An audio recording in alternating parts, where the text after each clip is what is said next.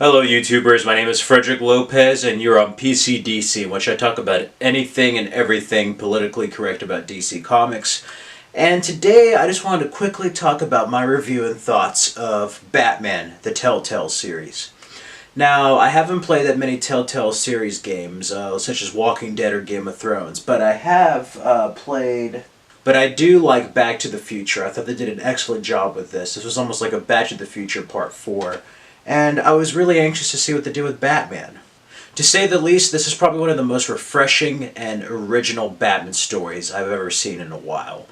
And it surprised me. After the Batman Arkham games, I didn't think Batman games could do anything else differently or get any better than that. And Telltale really took it at a different approach. It didn't try to be better than Arkham, it just made a different video game entirely. And is a well-crafted video game, and I must say it's very, very story-centric, as with all their video games. And I like video games that are story-centric. There's a lot of gameplay that's good in other games, but I feel like the story is lacking, especially with Arkham Knight compared to the previous ones. This one managed to tell a semi-Batman origin story, but in a totally different light. He's probably like in his second year of being Batman.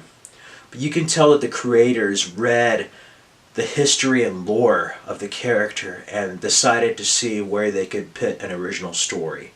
And it's wonderful. Wow. The design of it and graphics are pretty great. I downloaded it for the PS4.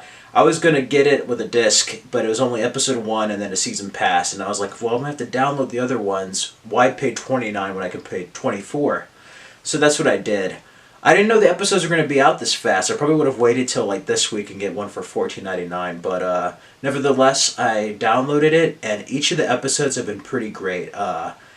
Perfect. It has a great start, and the graphics, like I said, the graphics are amazing, and it's kind of cartoon comic book-like.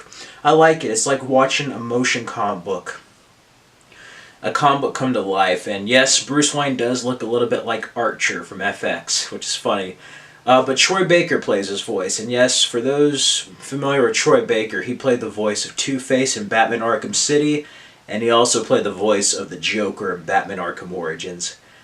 He is a chameleon, I must say. He's like the Gary Oldman of voice actors, seriously. I cannot tell it's the same guy, but his Batman Bruce Wayne is pretty great in this, and I would say it's up there with Conroy, Greenwood, Roger Craig Smith, and Peter Weller. I mean, it's a good Batman Bruce Wayne. He surprisingly made it convincing, and based on the story choices too. This is one game where you play and the story adapts to your choices.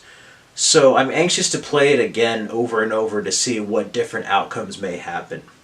Selena Kyle's in the game, that is great. Harvey Dent. There's a lot of great moments and actors, and the actor who plays Harvey Dent does a fantastic job. He reminds me of the animated series one. Selena Kyle's good. Carmine Falcone's played by Sully from Uncharted. The Penguin's in this game as well, but he has the accent like Nolan North's version from Arkham City, but he's kind of more skinny and kind of more like the one from Gotham on Fox. And then, of course, Alfred, Lucius Fox. You have Vicky Vale, Montoya, and Commissioner Gordon. So you have the main Batman characters in there. Pretty much it starts with you fighting crime, and there's like Carmine Falcone, and then you meet Catwoman, and you kind of figure out what's her angle. And then the Penguin comes into the picture. And I'm not going to get too much into spoilers here because I'm going to have another segment called Gaming Hour, which I'm going to do an extensive, in-depth analysis and review of the video game. But as far as the characters, it has some of your favorites from the Batman lore over the years. And also, it brings us an original villain. Yes, Joker's not the main villain in this game, and that's something I respect. They do something different and bring an entirely original villain called the Lady of Arkham. Now, you don't know much about her. She's very mysterious, but I must say it's probably one of my favorite female villains, or probably just favorite Batman villains that is original, probably ever since the Phantasm from Mask of the Phantasm. It's a pretty great villain and truly original, and someone that challenges Batman in almost every way possible. But the gameplay is pretty good. I mean, it's pretty much just like watching cinematics. You press the arrow buttons in X or triangle, circle, square, depending what you have, whether it's on PlayStation or Xbox. You pretty much just press the buttons and directional pad. You're like watching interactive cutscenes, and it takes many turns. You get to see the consequences of your actions, whether Harvey Dent is your friend still or whether he becomes Two-Face. Things like that, I was very surprised. And they managed to do stuff that you're expecting, but in a very unique and original angle. This game zigs where you expect it to zag. You know, it's refreshing and it's original, and just when you think you got it all figured out, it manages to surprise you.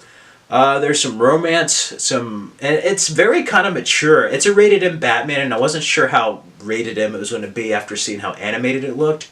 This is a mature Batman story. Probably even more mature than Arkham Knight. I would say this is probably one of the few like adult Batman stories, but I love it. It feels like the comic books. And then also you get to see not only your choices, but whether or not you're going to solve stuff or take on conflicts as Bruce Wayne or Batman. And it brings up the question of what is the mask and what is the real identity of the person. So you decide whether Bruce Wayne is a mask or is it Batman. It's very exciting in my opinion, and yeah, it's great for a video game experience. It's unlike anything I've ever played before. And again, this is all aided with a top-notch story. Now, one of the writers of this also wrote an episode of Batman Animated Series. I think it's Nothing to Fear. The one where he's like, I am vengeance. I am the night. I am Batman. That was great. But the Telltale Series guys have done a great job. And yeah, definitely if you haven't played it, find it cheap, download it. You would not regret it, especially if you're a Batman fan. I mean, the opening logo starts off with just comic book pages and different versions of Batman throughout the years. Whether it's the New 52 version, the 1930s, the 80s, Neil Adams' 1970s Batman, and then it creates the Bat emblem. And it's just a fantastic cinematic experience that I highly recommend. I want to go into this more, but I don't want to go too much into an in-depth analysis until a later on segment. But for this PCDC, it's a definitely underrated video game, and one of the best Batman experiences I've had in recent memories. It surprises you. It takes you off your feet, really. You're just like, you're not expecting it to be the way it is, and it's just fantastic how they can not only create an intriguing but original story, but also pay homage to different incarnations that came before, and that's when you have the best of both worlds, in my opinion, when you can have a new story that's completely original, but yet does fan service as well. So I give it a perfect score, 5 out of 5, 10 out of 10, and an A+. Batman the Telltale Series is a very highly recommended video game, not only for gamers or people who are interested in stories, but as Batman fans. If there's any Batman fans out there, definitely pick it up. It takes approach to certain things that you're not expecting. It goes in directions that you do not see coming, and it's fantastic. And again, it's original, and it does something different for a Batman video game in the best possible way. So yeah, that's just my thoughts. But I like all the voice actors and the cast and crew behind it, and the developers and the writers. Kudos, you did a fantastic job, and it gets my highest recommendation. So I just wanted to bring more awareness and my thoughts to the video game. I've played it for the past couple of months, but I just finished it yesterday. So yeah, it's fantastic, and yeah, I wanted to go more into it, but definitely tune in probably later next year where I'll do an in-depth analysis on my new segment called Gaming Hour, and then stay tuned for the next PCDC coming up next month or in the next couple of weeks, where I'm going to go over my reactions to season 5 of Arrow, Legends of Tomorrow, Supergirl, just different stuff, and then the Batman movie by Ben Affleck, as well as the DC Cinematic Universe. Anyway, that's all for today, guys. I just want to keep this short. Definitely check out Batman the Telltale Series, and have a good day.